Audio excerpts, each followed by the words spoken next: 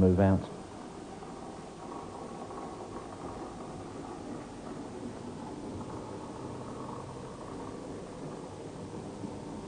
In order to try and bring the layout to life, there's lots of little details around. Well, the initial thing, obviously, the people. You need to have people around to use the trains. And these I tend to try and group in what would be sort of informal groups, little groups of people talking to each other, standing by notice boards, or just generally gazing across in the scenery. As the railway is moving, the locos are moving, it's as though they're in a moving scene, but they're static. The cars, again, I've tried to generally put them around in what might be static areas, in car parks, although there are a few around in the road. So you've got all these added details to put in. You've got also the fencing around the buildings.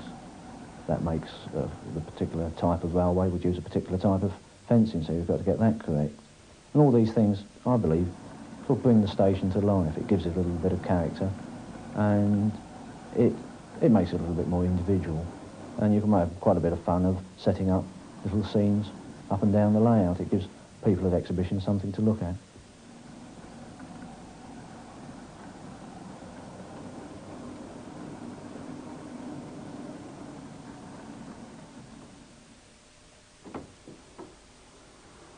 During the programme, you'll notice one or two interesting variation of fiddle yards. This is Barry Norman's version on his layout, Windlesham Cove.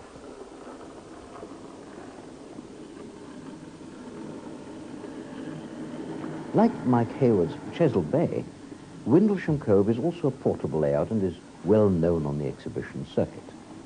Again, it's based on Southern Railway practice and is built to 4mm scale, running on EM gauge, that's 18.2mm track.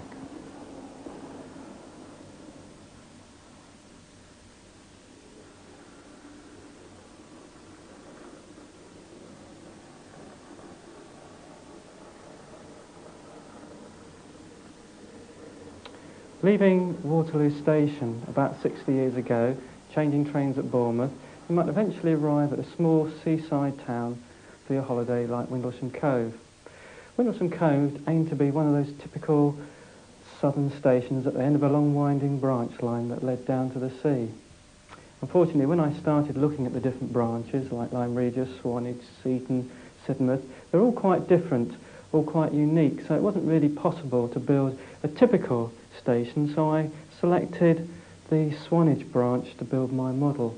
The station building here is a model of the one at COVE Castle, very similar, slightly altered to fit into the arrangement here, whereas the engine shed, water tower arrangement up the other end is based upon that at Axminster, although not built in the brick that the Axminster one was, but in the local Purbeck stone of the Swanage area.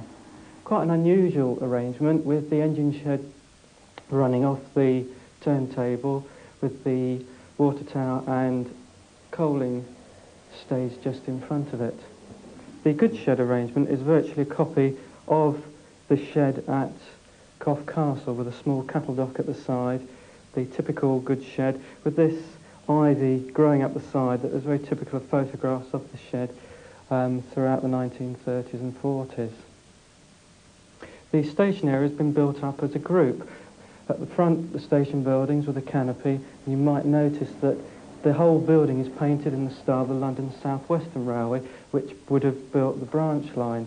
This setting is in the early 1920s, just as the London South Western Railway became the Southern Railway. So the buildings are still in the livery of the London South Western Railway, whereas the locomotives, carriages are those of the Southern Railway. And if you notice the canopy, every individual piece of wood is painted a slightly different shade, little detail that made things look a bit more interesting.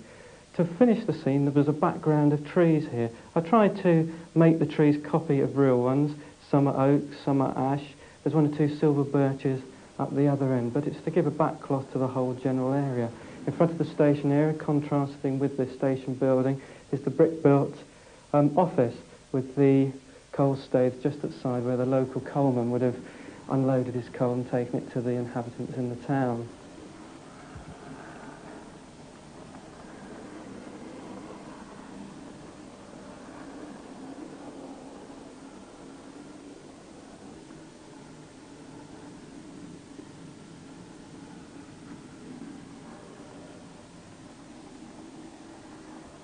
Again, it's another group here. The Foden steam wagon, introduced into the 1920s, will be taking parcels, crates off to shops, perhaps factories in the area. Up at the other end, there's two road bridges. One of them comes from Swanage, that was positioned at the station just behind the goods shed originally, and the other one comes from miles away in Cornwall. As the line continues through the road bridge, you come upon the level crossing. There's a pair of typical London South Western railway gates, and the signal box that controls them comes from Wiltshire. Being a Southern Railway branch line, it's not surprising that most of the engines come from that company or the original London South Western Railway. We have the BT Well tank, an engine built originally in the 1860s but rebuilt many times over the coming years, and they mainly worked in Cornwall, so it's a bit out of place here. We have a Great Western engine over there, a Metro tank, called a Metro tank because it ran mainly in the metropolitan areas of London, but were seen in later years out on branch lines. It's not really very common for his dream, really. With a couple more southern engines here, a Jubilee class tender engine, called a Jubilee because it was introduced in the Jubilee year of Queen Victoria. And the last engine, the Adams radial tank, originally would have run in London, but in later years progressed into the branch lines and became very well known for running on the Lyme Regis branch in Dorset. WYNDLESHAM COVE was started a number of years ago, and gradually, of course, over the years, ideas develop, new things come along, new ideas, and I felt it was time to start on something new. And this is Petherick.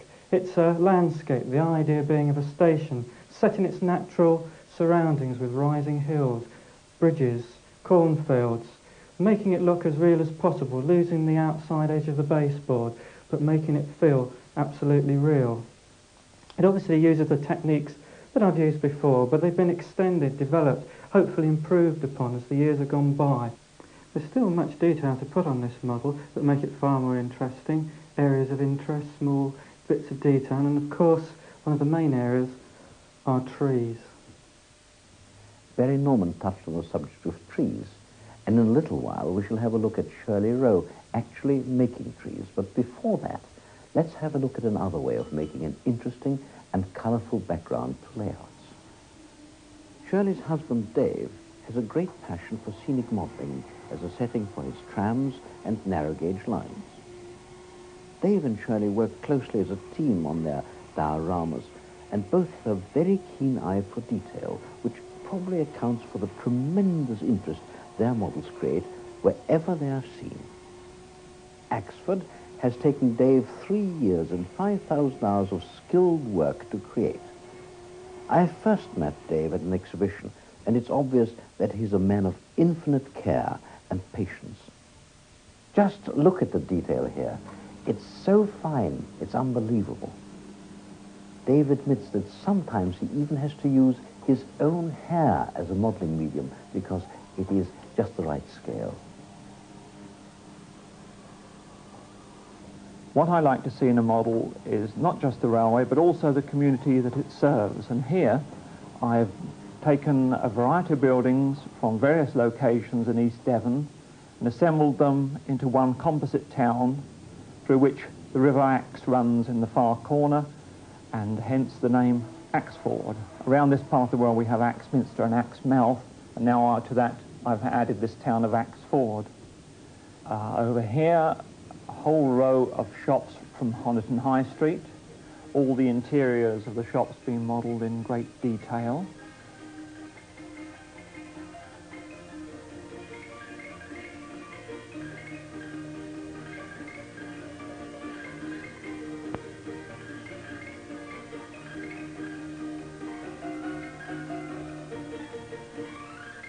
Over in the corner behind the street market scene, I've taken shops from Sidmouth, while on this side of the road is a completely different section of Ottery St Mary. Here in the backyard of this shop we have the handcart belonging to the local chimney sweep, and in it you can see some of his spare sweeping rods. He's not visible, he's inside the shop, but if you look at the chimney here you'll see his brush emerge as he does his work.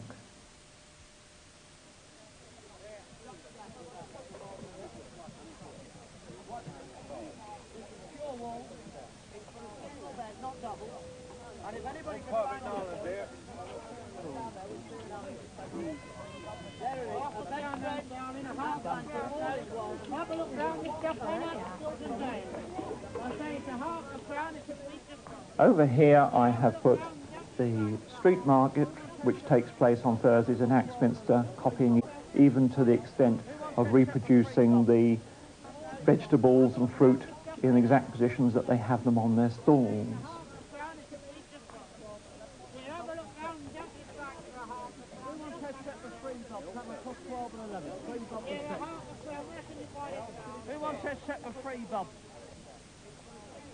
Trams run down the length of the high street to give added interest, while trains run along the front here.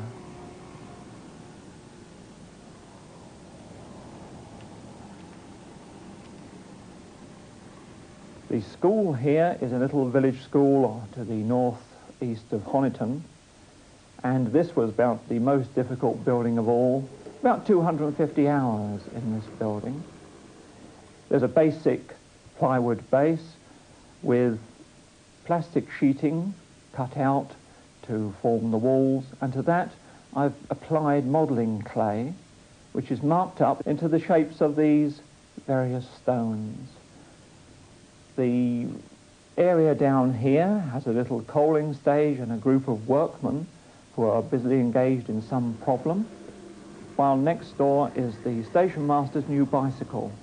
This comes complete with bell, brake levers, reflector, pump, and even to spokes which I've formed from my own hair, gluing them in place one at a time. The trees which I make are made from this steel cable which is available from garages. It consists of 6 main strands which have to be untwined, and then each of the 6 consists of 20 smaller strands which again have to be untwined using pliers because the cable's very, very stiff. Big divisions represent the branches, and then the small divisions represent the twigs, which have to be cut at varying lengths to give a more realistic appearance. When the whole bundle has been untwined, it appears something like this one, and at this stage it has to be coated with a mixture of plaster and powder paint.